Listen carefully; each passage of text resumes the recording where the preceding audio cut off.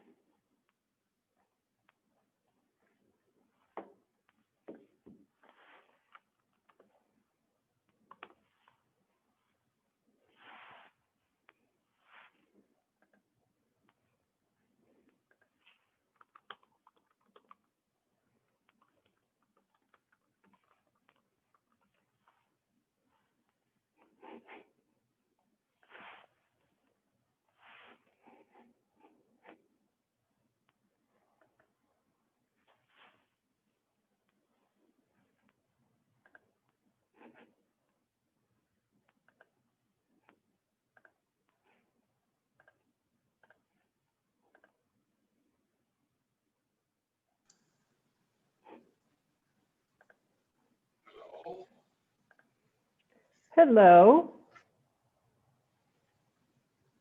Are you there? Yes, can you hear me? Yes. Can you hear me? Yes, and who am I speaking to? Gary Bowman? I'm sorry? Gary Bowman? Oh, hi, Gary. You're showing up as Quackers. Oh, that's what it says here. I'm a flacker. I'm going to change your name. Thing, I guess. There you go. Now you say Gary Bowman. Okay, thank you. But Linda, I'm still not hearing you. I have to make a conscious attempt to turn the audio on after I sign into Zoom. Check, check, check. Yep, I hear you. Brad,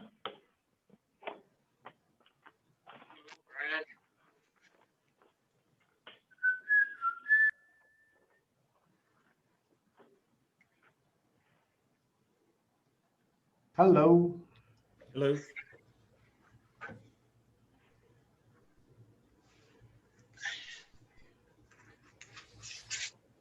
Bernie, it's nice to see you're still rocking the hat.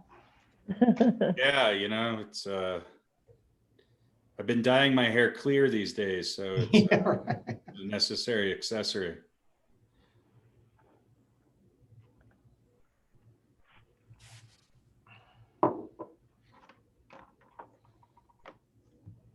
Ah, there she is.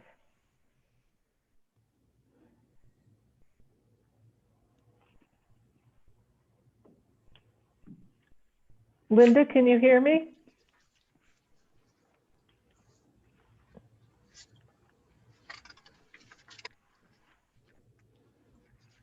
Hi There you.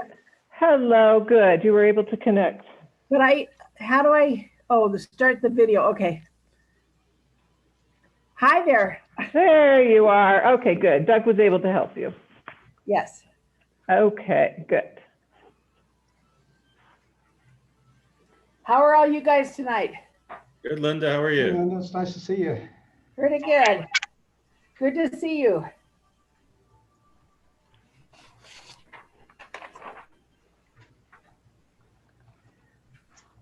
I still don't get this budget. That seems like a really strange way to set it up, but We've had this discussion before. I know, if you tell me that's the way we have to do it, then I'll agree. Nothing has It makes changed. no sense. Unfortunately, Logically, it nothing has makes no changed. sense. was I missing something? Because one of them, What? the agenda one looks like other people could be joining the meeting other than we board members. Is that correct? I guess not. I'm having trouble hearing you, Yeah, Gary. we're in a little trouble, Gary. And if if you want to ask questions about one of the agenda items, well, let's wait until we get into it, start the meeting. Who are we still waiting on? Well, Emily's muted, but it looks like she's coming in. So Emily, are you actually William Slade? Or are you a member of the public? No, I'm just a member of the public. I just kind of wanted to sit in and listen. So. Oh, okay. Okay, wonderful. Well, welcome. And if you could just mute and put yourself on not video. So we're actually waiting for William Slade.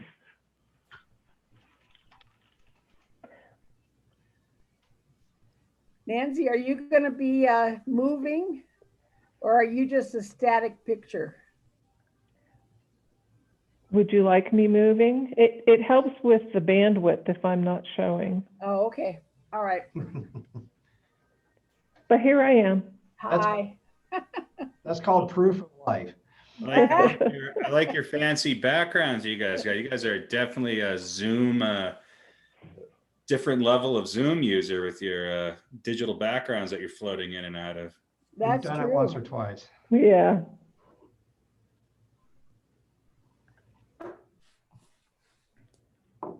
Well, let me email William.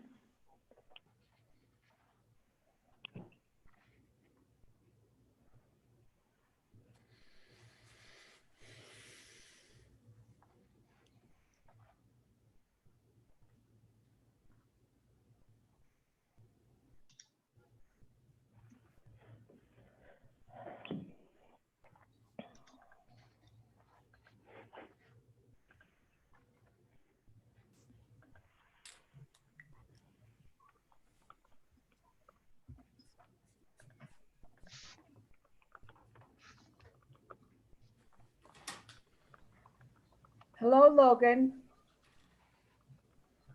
How are y'all this evening? Good to see y'all. Good to see you. Hello, Mr. Poremba. Good evening. Nice to be with you guys. My name is wrong on here, but I don't know how to change it, so We know I you guess I'll are. just leave it. I didn't want to call you Doug, so I figured it was something different. It's Linda. than I'll that. change it for you, Linda. Okay.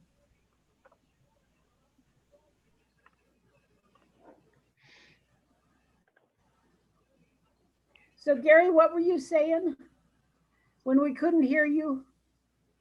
You're muted. You're muted now. Gary, you're muted. There you are. What were you saying? Back on now? You're a little better, but not much. Hey, Do you have your speaker on? what?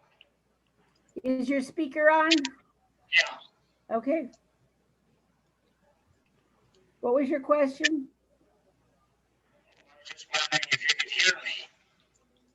Yeah, you're breaking up pretty bad. Can you turn your input on higher? Not that, for your sound. For your microphone. Yeah, let me see here.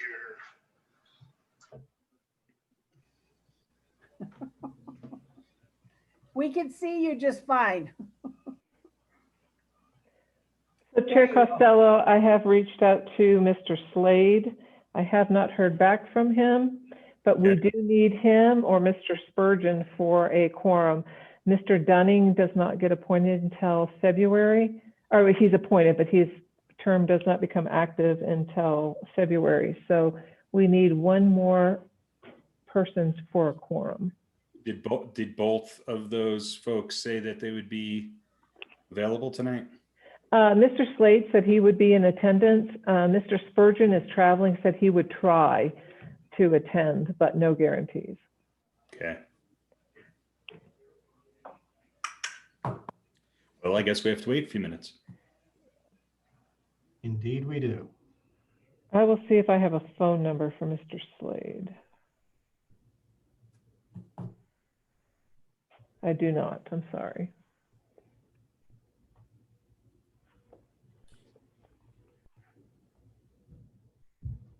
We don't have a phone number at all for him. Huh? Does anybody? No one does. We don't have it in our.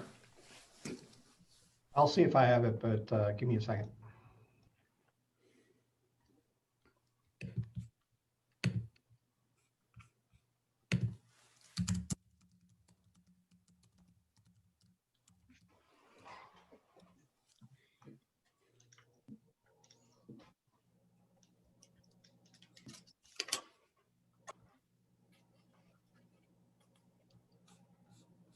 Were you watching the inauguration today? No, nobody? I tuned in for a bit. How was it? Was it inspiring? Yeah, It's a different tone. Take that how you will, but Yeah, it's inspiring. definitely a different tone. yeah. Inspiring. I don't know. Maybe we'll see. There's a lot to do, perhaps. Well, According- did you see him signing all his executive orders? I tell you, he had a stack of them, didn't he? He did, undoing everything Trump did. First They don't- day, not They 7 don't hours waste any in. time, do they? Move right into that office, put all their pictures on the credenza. Right? I think he's got a few things to do. I think there's a couple things that he needs to address. I'm not quite sure what that would be, but Yeah, couldn't name any. something tells me there's some things that this country needs to do.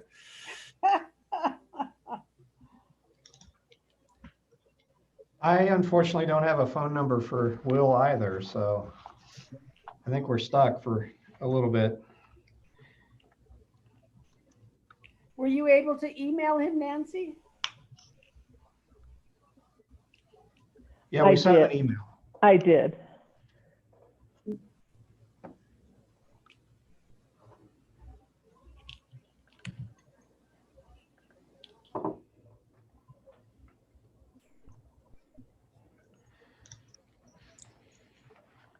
So maybe if we're waiting here, if we can't achieve a quorum tonight, Mr. Chair, Bernie, what we'll do is we'll go back and try to figure out the one pressing item of business tonight is, as you all who've been on the board for a while know, that we have to have an annual budget for the Renewal Authority adopted by the end of January.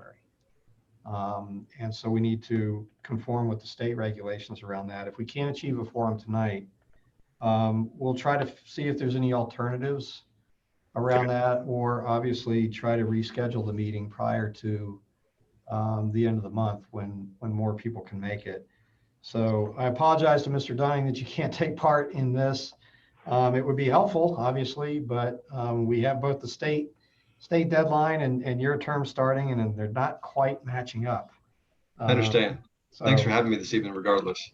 yeah, and we'll do introductions hopefully if Will shows up, and even if he doesn't, maybe before we, because we can't do any business, we can at least do introductions so we can clear that hurdle. But hopefully Will is on his way. Well, maybe we could meet Mr. Dunning, learn a little bit about him. I can give you a few sentences if you'd like. Is Yeah, that we can do okay? that now, and then Will can catch up. That's not on the official agenda, so that's fine. Go ahead, sir. Certainly. I'll start, I guess. My name's Logan Dunning. Thanks for having me tonight, guys. I'm looking forward to getting to know you all over the next couple months, years, however long you'll have me. Grateful to be joining this evening. My wife and I have lived here in Colorado for about 4 years now. I've lived in Inglewood for just over a year and a half. Let's see. We moved here from Austin, Texas. Don't hold it against me. But career-wise, I'm the manager of public affairs at Copic Companies. Copic, just some background, they provide medical liability insurance to doctors and hospitals across the West and Midwest regions. I've been in public affairs or working for several state governments, my entire career. So I'm looking forward to just contributing to the conversations here and trying to better our city and getting to know y'all a little bit. So how did you choose EURA? Oh, I think I had a list of about 5 I was wanting to get involved with, and EURA was a top one for me. Just through me, I met with Councilman Stone. He's my councilman here in district, or I guess he's district. Well, he's at large, right? He gave me a few hours to sit down and just rack his brain, and we talked about everything going on with the Downtown Development Authority, city center redevelopments, the Santa Fe project, and a lot of that really piques my interest. And so I certainly put EURA as one of my top commissions and wanted to try and get involved, and here we are. I guess I said something right to council, right? Yeah. Well, we're really not doing much of anything right now, but maybe does it look like if there's any projects coming up, Brad? Folks, I'm a little bit reluctant to get into discussions about what may happen otherwise in a meeting environment. So I think the introductions are fine, but in terms of talking about either existing situations or what may happen in the future, I would prefer to confine that to the elements of the meeting that was publicly noticed and agendized. So we're in a bit of a sticky wicket now because we obviously don't have the quorum, but I think we should, if Will is hopefully going to join us, we could continue with the introductions. And so I'll let the commissioners introduce yourselves to Logan, and then I'll lead off, and then we'll have Dan and Nancy as the other staff members introduce themselves as well. So whoever wants to say something, take it away. Okay, I'll tell you about myself. I'm Linda Cohn. I have been a long-term resident of Inglewood, probably for the last, 35, 40 years. And I was a lawyer and now I'm retired. So yeah, I was a municipal judge until the beginning of this year, a relief judge. So I would be in the municipal court 4 or 5 days a year. So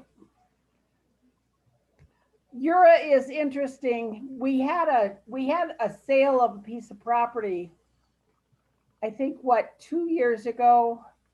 3. So we've got some money in our account. So there really hasn't been any need for redevelopment because the economy has been so good. So now that the economy is not quite as great, I suppose we might find more, but until then, that's what we were doing before. So the property we owned is help me with this, Bernie. What is the address of those apartments? 3400 South Acoma? Yeah, it's right at the corner of South Broadway and Englewood Parkway. It goes from Broadway to Acoma and from Englewood Parkway on the north to Hampton. Do you know? Bernie, are those the lofts? Yeah. Basically, the buildings that you see, the 2 buildings that are kind of L-shaped in orientation, Right. that anchor the corner of Broadway and Englewood Parkway, as well as the building that sits behind it, which is, I believe, its address is on Acoma. Those were both developed with some guidance by the Englewood and Urban Renewal Authority. Let me clarify a few things that Linda maybe was touching upon, is that the property was owned by both the Englewood Urban Renewal Authority, with a small portion being owned by the city of Englewood.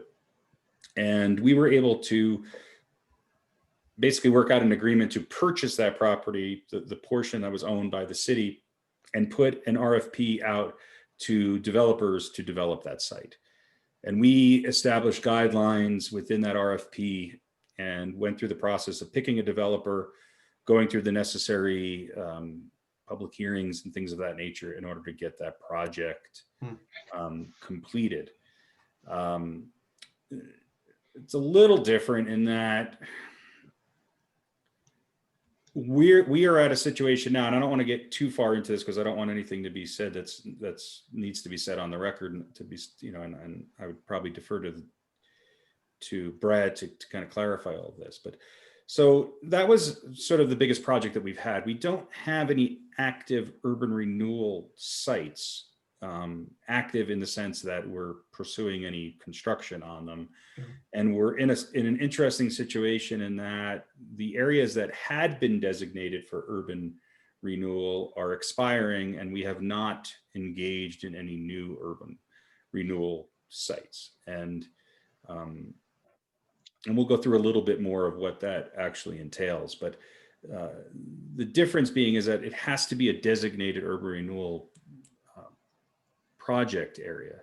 Right. And there's been some major changes to the state guidelines over the course of the last few years. And with our current situation and the adaptation of some new guidelines citywide, we've been slightly inactive on that front.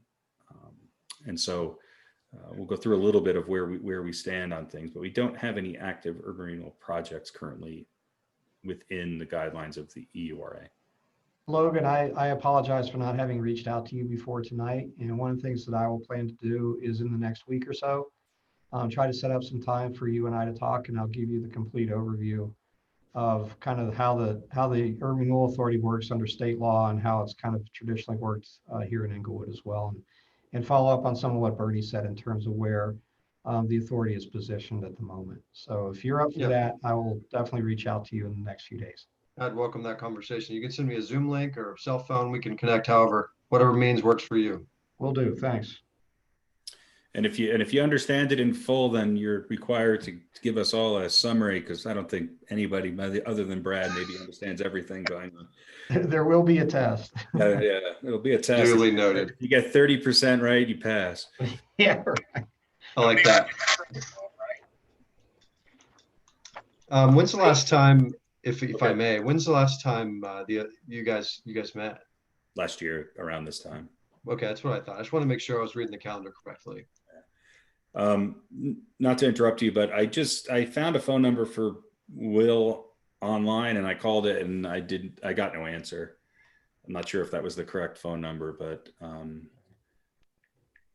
it's 6:47 right now. So Yeah, Bernie, I think we're probably getting close to a call here. It's obviously your call, but since you kind of have the floor, why don't we just continue with the introductions and then we'll make a decision from there. If I may interrupt, I apologize. I was able to get a hold of Zion, and he is going to join us. He said, just give him a few minutes. Oh, okay. okay, Okay. Cool. fantastic. What are we continuing with? Gary, you want to introduce yourself? Yeah, please. Let's see if your microphone's Sure. working. My name is Gary Bowman. I'm a longtime resident of the city of Inglewood, having moved here when I was about 15. And have been on one of the retirement boards for many, many years with the city of Inglewood. And then I was fortunate enough to come on board with EURA just as things were starting to come together for the Acoma Lofts project. And so I got to participate in some of the source selections and listening to the presentations of potential contractors and all of that, which was extremely interesting. And so, unlike some of the other board members, we have a real interest in that Acoma Lofts project, which I believe has been very successful as far as leasing rates and all that sort of thing goes. So anyway, I'm glad to remain on the board, and glad that they initially came to the board after leaving one of the other ones. That's about it. Nice to meet you, Gary. Anybody else? I'm Bernie Costello. I'm the chair of the Englewood Urban Renewal Authority. I am not sure how long I've been on the Urban Renewal Authority, but it's been a few years here. I've been a resident of Englewood for 16 years, 15 or 16 years, and I am in the construction industry. I have a design build firm, and I've been working primarily in residential construction for the last 25, 26 years. Thanks, Bernie. Nice to meet you. And I'll lead off with the staff. Logan, I'm Brad Power, and I serve as the executive director of the Urban Renewal Authority, which is strictly part-time and definitely not extra compensation. My regular position with the city of Englewood is I'm the director of the Community Development Department. So we're the group that's responsible for everything that's related to the built environment. So we have planning and zoning, building, redevelopment, which Dan Paremba heads up, and economic development. There's 17 of us in the department. And I've been with the city, it'll be 5 years in March. And this will be the third Urban Renewal Authority that I've served as executive director of in my tenure throughout the two other communities in Colorado. So it's a little bit about me. As I said, we'll be in touch soon and follow it. Sounds good. Wow, we got both of them, it looks like. Hello? Hi, Will? No, this is Zion. Oh, Zion, good. And Will has joined us. He couldn't find his link. There we go. I'm so Okay. sorry. So you're good. So Good. I'll go, we're just doing introductions. I'm Nancy, and I work in community development with Dan and Brad, and I'm the department assistant, and I am the staff liaison for URA. And I'm Dan Paremba. I'm the Chief Redevelopment Officer within Community Development, working with and for Brad, and here to give you you guys an update tonight on City Center redevelopment, as well as progress with the Downtown Development Authority. And Will, we're just giving introductions to Logan, who will be joining the board in February. Great. My name's Will. I've been with the board for, gosh, maybe 4.5 years now. I'm sorry, I was on mute, wasn't I? No, we hear Can you. you hear me now? Gotcha. Okay. Yeah, I've been with the board for 4.5 years now or so. Came on just after we signed for that project to get built in downtown Inglewood. And yeah, that's it. Zion, are you there? Do you want to do a quick introduction so we can roll into? I am. Yeah, sounds good. My name is Zion Spurgeon. I live here in Inglewood and I've been on the board for 4 or so years also. Take it away. Okay.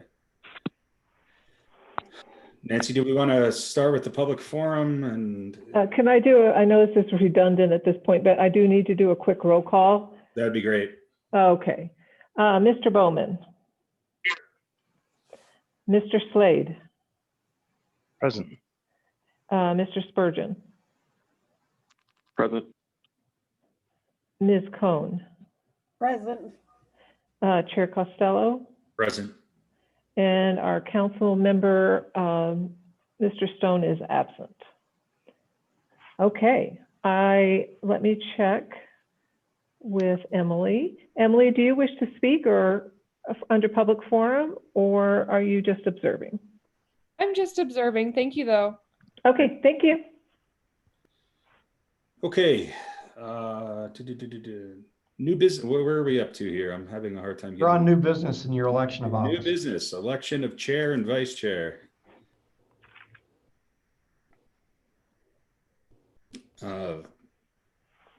Nancy, remind me of the protocol for this. Are we? We'll do nominations for chair first, please. Okay. Would anyone like to nominate anyone for chair? I nominate Bernie. I was hoping this might be the year. Thank you, Linda. Do I have a second? Of course, I will second. Thank you. Any other nominations? Hearing none, we will vote. Mr. Spurgeon? Yes. Mr. Bowman?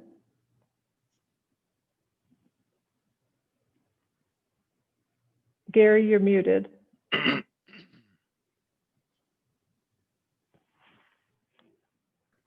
There you go. Gary? Yeah.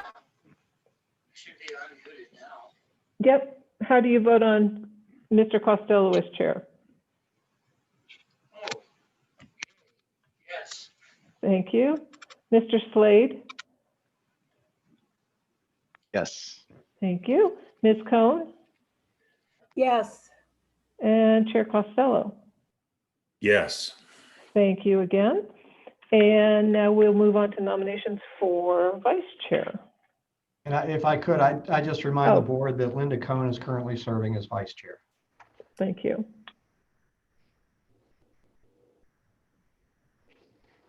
Well, I would nominate Linda to continue in that position of vice chair.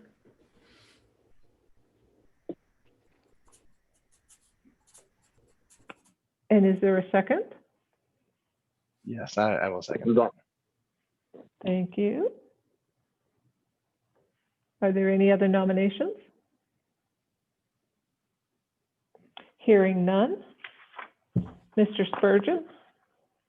Yes. Mr. Bowman?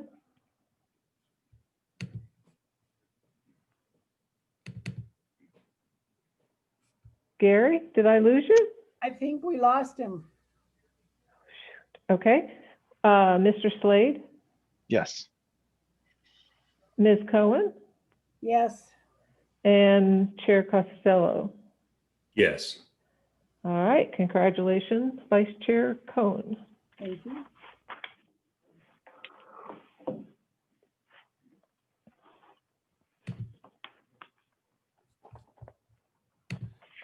Okay.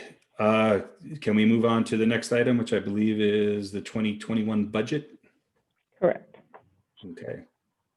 Mr. Chairman, members of the board, I'll just have a few introductory comments around the budget. As we were saying during the informal part of the meeting or the gathering before the meeting, I indicated that the state law requires that each urban renewal authority in the state adopt a budget and convey that to the state Department of Local Affairs by the end of January. So we're hoping that you would be comfortable with acting on your budget this evening And what I can say in a nutshell is it's more or less identical to last year, in that part of the conversation that we were having in the informal part of the pre-meeting, without actively administering a project, we want to make sure that you have the flexibility should conditions change, that you have the flexibility to engage in something without having to amend or adopt a budget.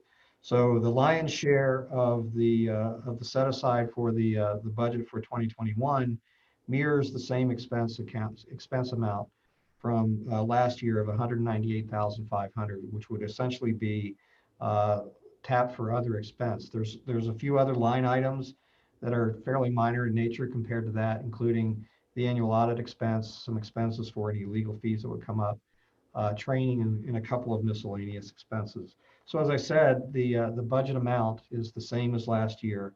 You're continuing to receive principal and interest payments from the proceeds of the loan that the Urban Renewal Authority provided to Medici Development for the Broadway Lofts project. So that repayment of that debt is continuing as scheduled. And so you can see that reflected in your interest income in terms of the loan amount. So with that, I know that this has been confusing in the past. This is kind of based on the city's format in terms of how budgets and funds are accounted for. And I'm hopeful that we don't have a lot of discussion around the intricacies of the accounting, because that's really not my bailiwick. I hope that the memories are still relatively fresh from last year in terms of going down this direction. But with that, I turn it back over to Chair Costello for any discussion and your consideration of the budget for 2021. Thank you. Chair Costello, I'm sorry, if I may just say for the record, Mr. Bowman has re-entered the meeting. Welcome back. I'd just like to open it up if anybody has any questions. I've reviewed this again. Just to reiterate what Brad said, it is essentially what we had last year, and I think I'm fairly comfortable, at least in my own assessment, of the explanations that we received from the city regarding accounting measures and how this was outlined. So with that, I'll just open it up and see if anybody has any general questions they'd like to ask.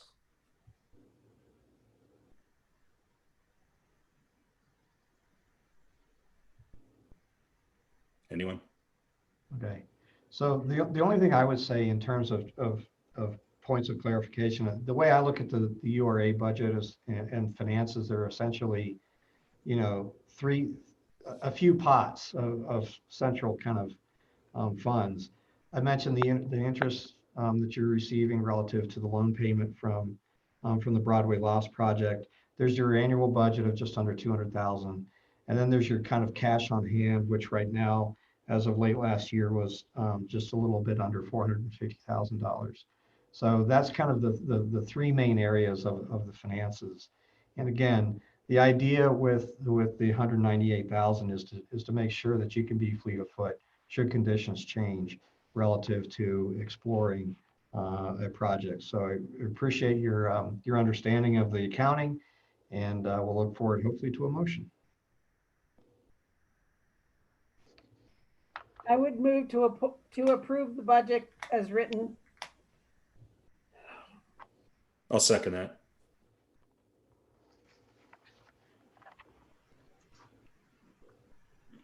Okay. Let's see, Mr. Spurgeon? Yes. Mr. Bowman? Mr. Slade? Yes.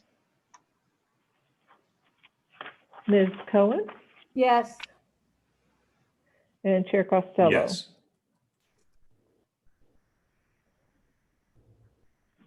Okay, thank you. Could I have also, we'll need a motion to approve the resolution that goes with the budget? And this I would move be, we accept the resolution as well as the letter that's included. and this would be resolution number 1 of 2021. Yes, I'll second. thank you. All right, Mr. Spurgeon? Yes. Mr. Bowman? Mr. Slade, Ms. Cohn, Yes. and Chair Costello. Yes. Thank you very much. Okay, well, thanks, folks. It looks like the next item on our agenda is a city center redevelopment update. Yes, just briefly, I'll introduce Dan Poremba, the redevelopment officer for the city. And we thought it'd be a good idea, since you all are the city's redevelopment authority, even though it's not an EURA formal project, it's obviously in an area of influence that you've had both in the past and the distant past, relative to some of the Broadway projects that were done in the 1980s. We've really focused a lot of attention in the last year on the entire central area of the city. The commercial district that encompasses Broadway, to the west incorporating City Center, and east to the medical district. And there's been a lot of thought, a lot of planning, a lot of effort around that, and some significant progress made, particularly as it relates to the establishment of the brand new Downtown Development Authority that was approved in November. So there's a lot of things that are going on in the central part of the city, and we thought it'd be a good idea to give Dan a few minutes to update you on the progress that we're seeing in that area. So I'll leave it over to Mr. Poremba at this point. Thanks, Brad. And I'm going to try to share my screen here. This is an update, hopefully, on items that we covered last year. And can you all see that? Yes. Okay. So it was, yeah, just exactly about a year ago that we covered some of this. So I really tried to focus on the progress we've made over the last year on these two topics, the redevelopment, which are both redevelopment, the Downtown Development Authority, as Brad mentioned, and then the City Center redevelopment. And so I'll start out here with, hopefully, with the DDA. So here's where we started. Midsummer, the council approved an ordinance that authorized the election, formation and organization election of an Inglewood Downtown Development Authority, referred to as a DDA. And that included 3 very complex Tabor required ballot questions that were related to funding the DDA. The recommendation to form the DDA emanated from something known as the Downtown Matters Initiative, which was funded under a $200,000 Next Step study grant that we obtained from Dr. Cog, administered by CDOT in 2019. The grant has been utilized to address a number of strategic planning goals, but the top goal was definitely the investigation and formation of a DDA, which had been recommended by numerous prior city and independent studies. So it was really a ripe topic.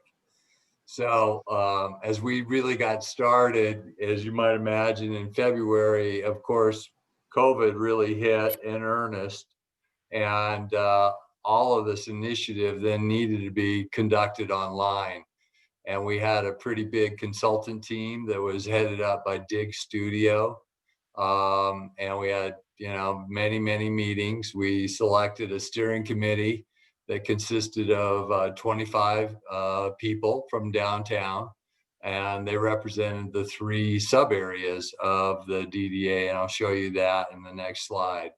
At the end of this initiative, a comprehensive downtown plan was formulated and reviewed with council, and it will serve as the long-term business plan for the DDA. And if you get a chance, here's the link. There's also a DDA webpage on the city site. It's worth looking at this document because it's really quite good, and it addressed, I won't go into the detail, but it addressed these topics that are kind of pictured on the right of this slide, ranging from marketing and programming, jobs, public spaces, land use, and then topics like mobility, parking, and transportation.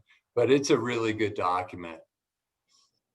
And here's really one of the keys of the Downtown Development Authority is that the goal is to try to stitch together these 3 sub areas that we have of our downtown area, which consists, of course, of the traditional South Broadway, you know, the central portion, but then we also have City Center to the west and the medical district to the east. And so these three areas have existed for a long time, adjacent to each other, but not really synergizing each other. So the goal, one of the goals of the DDA is to figure out how these three sub areas can be brought together to create something that's greater than the sum of the parts. So we did an extensive public outreach and education effort all through the summer into the fall. And we achieved split results at the end of the day. And split results in Inglewood are probably, you know, the equivalent of overwhelming success. So we took some steps forward, and I'll tell you how those actually get implemented. But these are the 4 ballot questions. I just kind of showed the vote under each. The formation question passed. The question that allowed the DDA to collect and expend revenues passed. But then the 2 direct funding questions did not pass. One is the authorization for the DDA to issue TIF-backed debt. And then the other one was opposed a mill levy for DDA operations, which was targeted at 2 mills in the first year. So I'll tell you a little bit about how we're dealing with that. So as a result of the election, the DDA has been fully authorized, fully formed. That's the ballot question A, and it also has the authority now to collect and expend revenues. It does, as I mentioned, lack the authority at the moment to use tax increment finance debt, which was the question C, or to impose a mill levy to fund operating expenses. More recently, in December, the council authorized steps to appoint the DDA board and activate the DDA. That process is now underway. The online application process was just posted today or yesterday, the application as well as the process. It's expected that that'll be completed by the end of March or early April. The board will consist of 7 members, 1 council member, including 1 council member. And I think what we're looking at, subject to some further conversation with Brad and the city manager, is support from the community development department, as well as other city sources of revenue to fund first year of operations. We'll also, the board through its consultant, and consultants will be seeking grants and other sources of funding. The council will request the board to bring back various recommendations for long-term funding and other prioritized measures that could then be presented back to the DDA qualified electors. And remember, these are just property owners and business owners and a few residential tenants who reside within those boundaries of the DDA. Under the direction from council, the staff will also initiate a further study of DDA TIF funding opportunities. That's a complicated issue. People tend to have a negative perception of it, so we have kind of an uphill challenge on that. But we actually only lost, if you will, on that measure by 9 votes in November, and I think we can do a pretty good job in filling the gap on the education front. So whenever it is that the DDA board and city council elect to take those measures back to the DDA voters, that could be this year, it could be in subsequent years. So let me get through the city center update, if you would, and if you have any questions on the DDA, let's cover those at the end. So you may remember some of these slides. Here is a slide that overviews in the yellow boundaries the area of City Center, which was the redevelopment of the old Cinderella City Mall 20 years ago. And it's about 55 acres in size, and it was very much of a leading edge project at the time in terms of big box retail. some apartment at the station, and then of course the Civic Center building immediately at the station. Of the 55 acres, the area in red, which is about 11 acres, was actually foreclosed on in 2018. You may remember that was the retail property with a little second-story office that was originally developed by the retail master developer, which was Miller Weingarten. So they had some very complex debt on the property, and they couldn't renegotiate that debt to accommodate what they might want to do in terms of redevelopment. It was a non-recourse loan, so they walked away. And our team has been dealing with the bondholders, and they're now second representative for the last 2 years.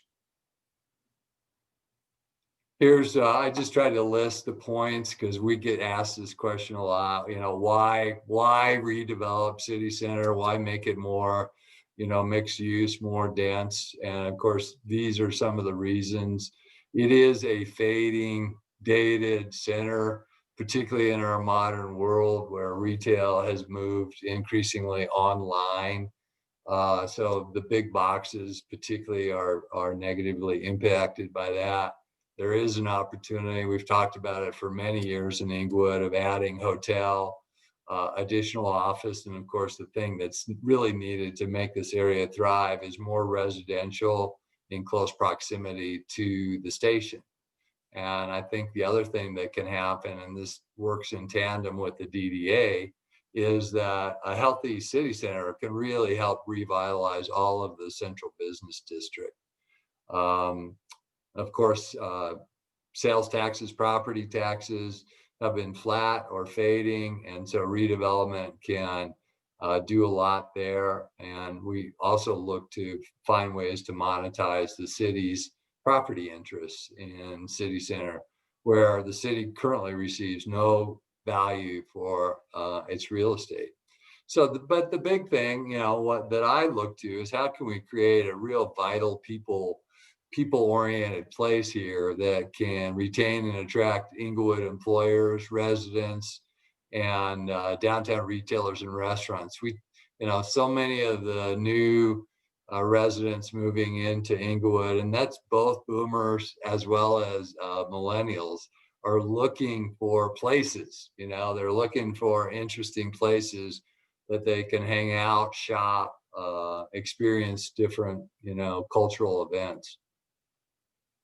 Here is a different view of that site plan, but in this case, the city-owned or controlled property is in blue, and the former Weingarten property is in red. And between the two, they total about 22 acres, so about 50% of the original TOD, which is a unique situation for the city to really be able to influence the redevelopment.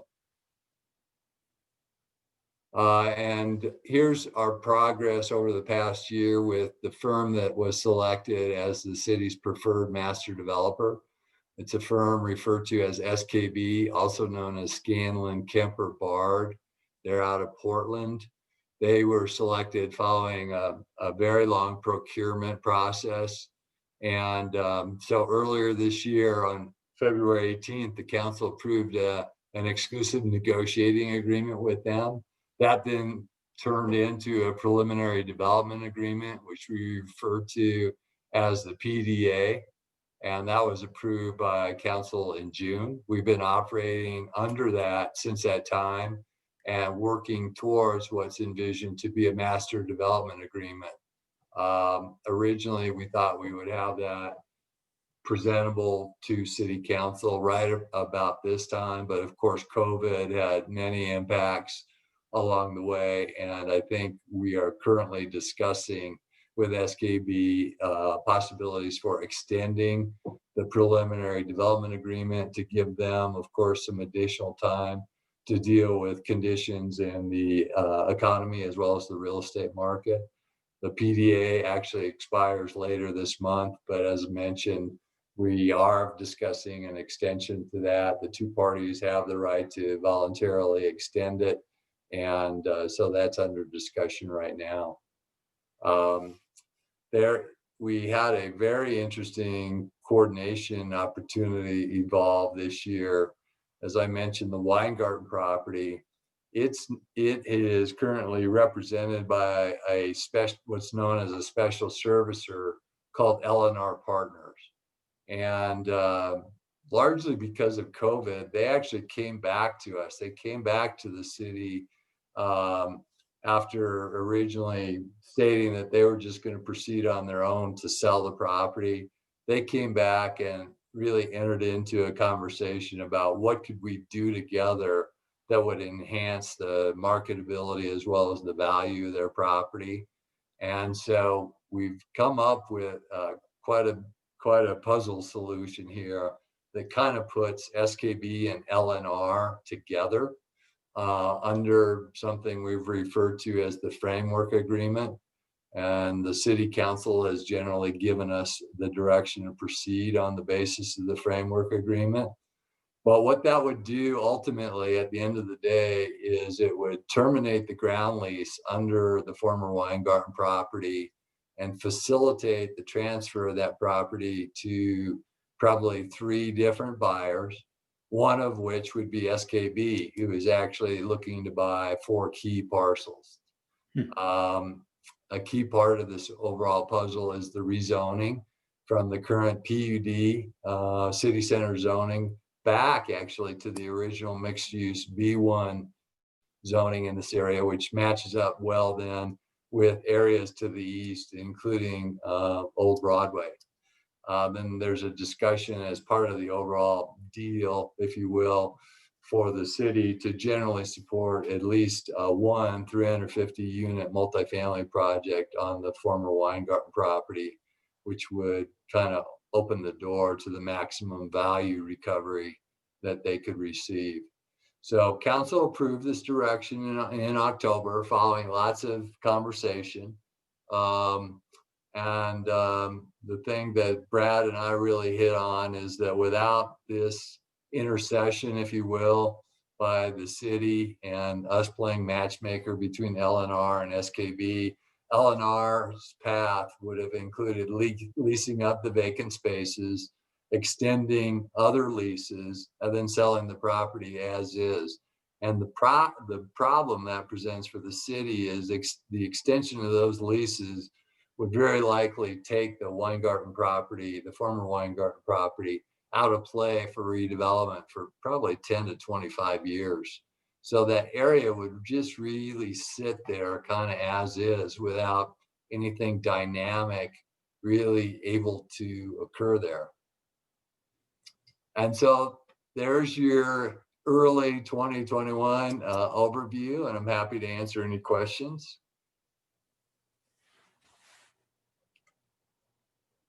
All right.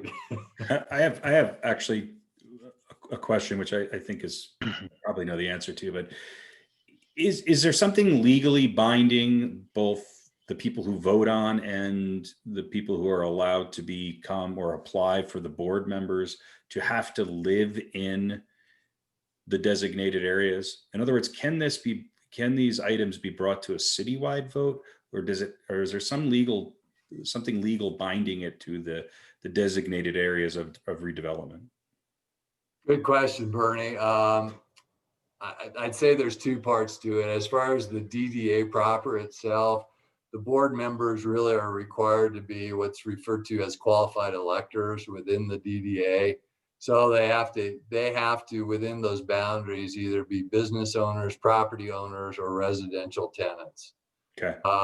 So they get to vote, on the establishment of the DDA, and then those same qualifications apply to the board, and they obviously set a lot of direction. But the DDA is not totally independent. It's subject in many ways to direction and formal approvals from the city council. The city council is very sensitive about that in terms of looking to overall feedback from all of the city and wanting to make sure that nothing that the DDA does in any way slights the interests of residents outside the DDA.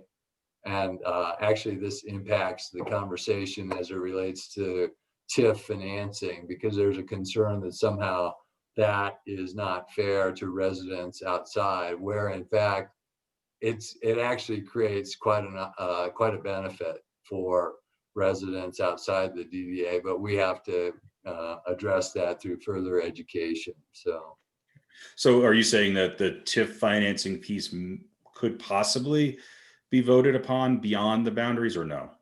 No, but the council will look to the entire city for feedback on that issue, because it's one that they're very sensitive about.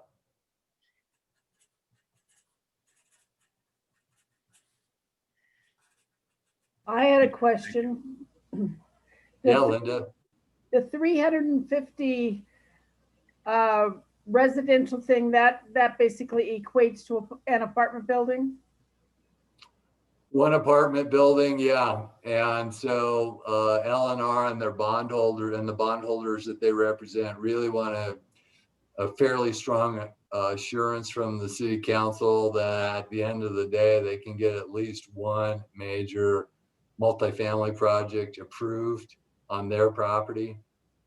The reality is there'll probably be some others at this location by the time all is said and done, but they really need to know that they can clear that threshold and have at least one on their property. And it's the right use. It is the right use to put that kind of residential in proximity to the type of rail, commuter rail access that we now have at City Center. So would that mean that the current apartments would be torn down? No, they'll stay in place. On the other side.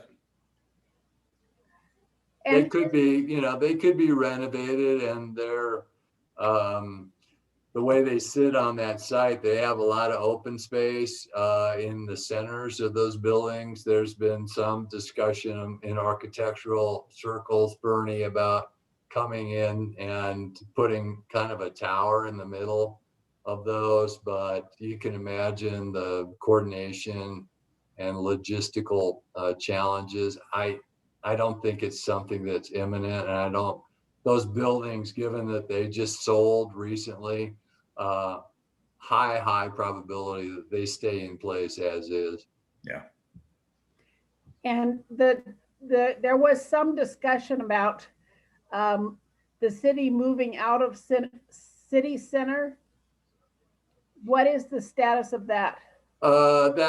That's a subject of ongoing planning and evaluation. There's some emotional connectivity to that building, but on the other hand, the way that building and its parking garage sit on arguably the most valuable parcel, it's not a good use of that land, and it's really not the best financial solution long-term for the city.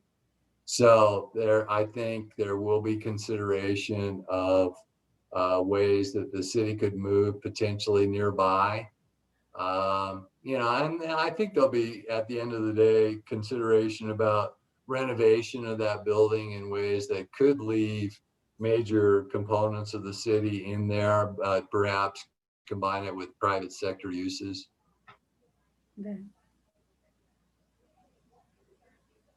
Brad can tell you what has happened to his car when he parks in that parking structure.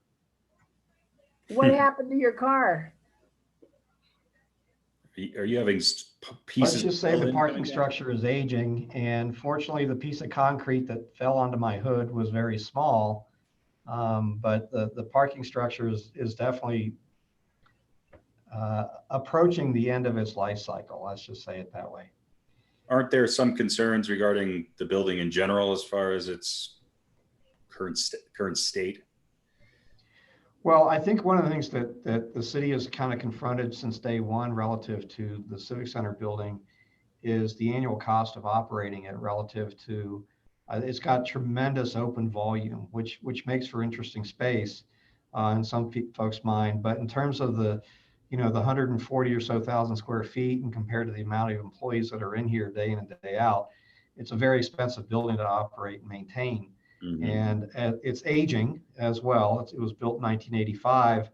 And for those of us who've kind of dealt with shopping malls over the years, the department store builders back in the day didn't really pay a lot of attention to trying to build 100-year buildings.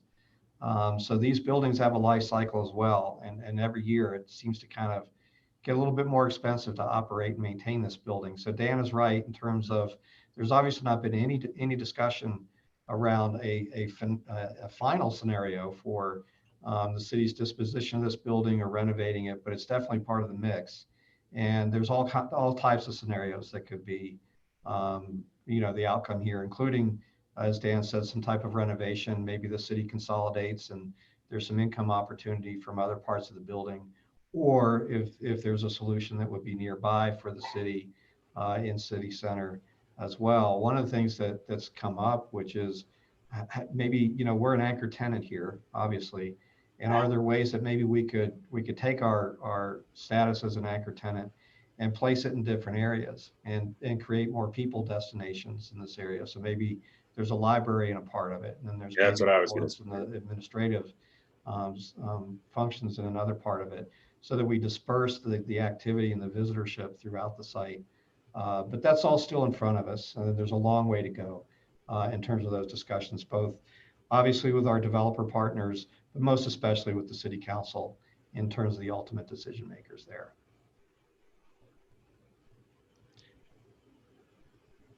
Dan and Brad, how is the timing of this coinciding with the comprehensive plan and some of the information that's being gathered through outreach right now regarding changes to potentially zoning and use? So we're the department of pretty big projects in 2021, this obviously being one of them. The other one is our development code, which is known by kind of two different titles. One is Title 16, which is the technical reference to it. But the common nomenclature is called the Unified Development Code. And that's basically the heart of our zoning code and everything that regulates development in Englewood. The last time it was updated was almost 20 years ago.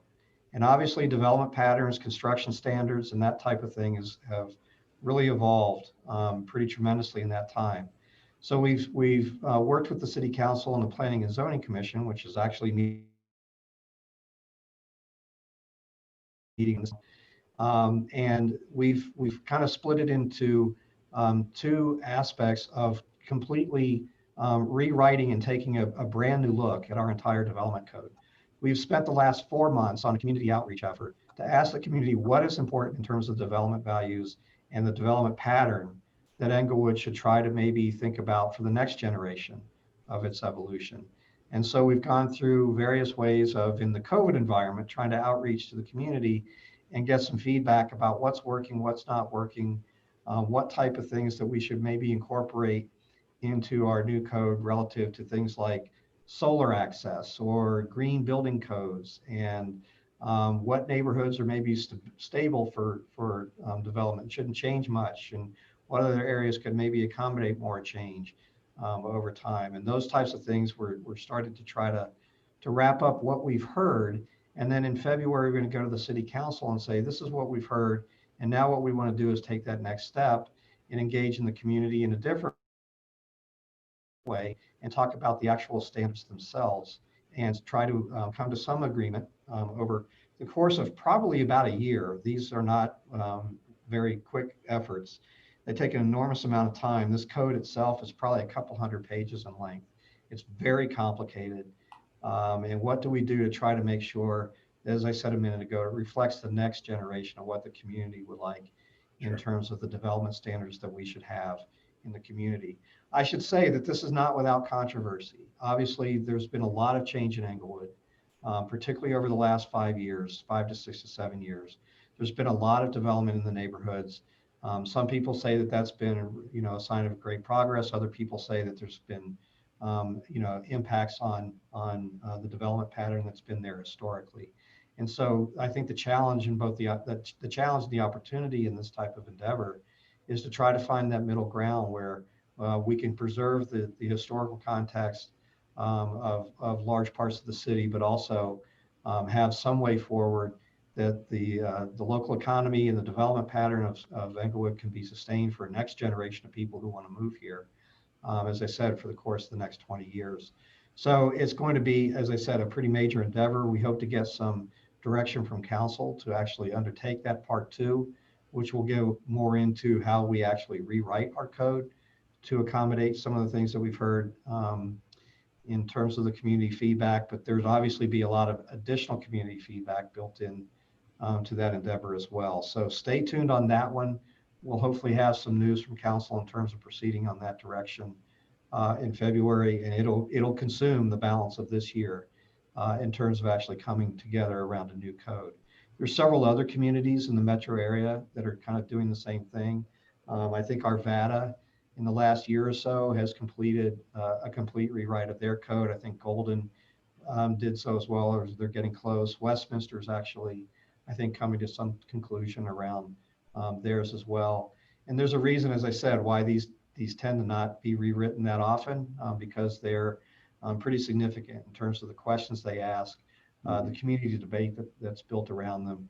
But hopefully the outcome could be pretty sound for this community and set us on a good plane for the next 20 years, so that there's some type of balance between the preservation and honoring the past, but also enabling certain parts of the community to go forward in terms of accommodating additional development and investment activity in the future.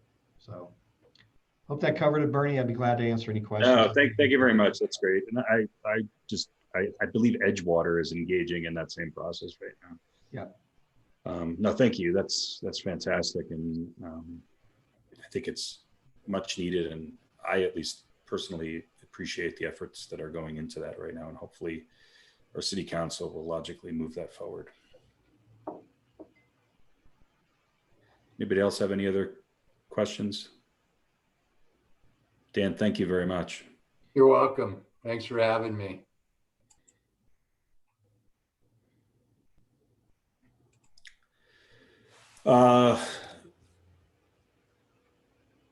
We move on, I guess, to the next item here, Director's Choice. Do you have anything additional, Brad? I do not this evening. Thank you. And then Member's Choice. Does anybody else have anything else they would like to add before we adjourn?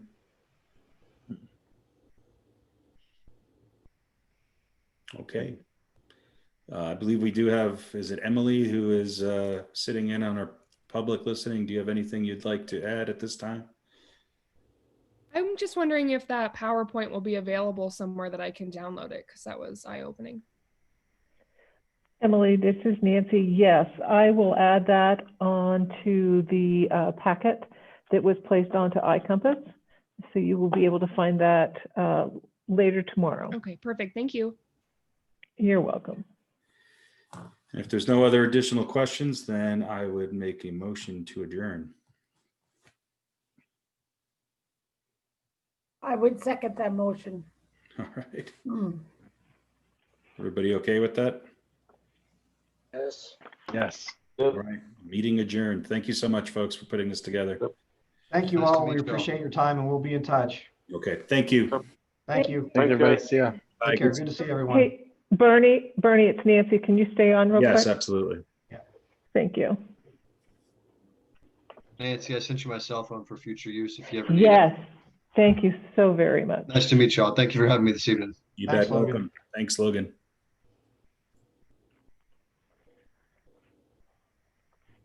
Good night, all. Good Take night, care, Gary. Good to see you. So just a little bit of housekeeping, Bernie. So for the resolution, it requires your signature. Would you like to come in, or I can create an electronic signature in Adobe and just sign it that way? That's fine. If you want to do that, handle Okay. the electronic signature. I'm okay with that. Okay, great. That's what I shall do. Okay. Thank you. I appreciate it. Thank you. Good to see you, All right. Bernie. You Good too, to folks. see you. Thank you. All right, Take care. Take care. Talk to you soon. Bye. See ya.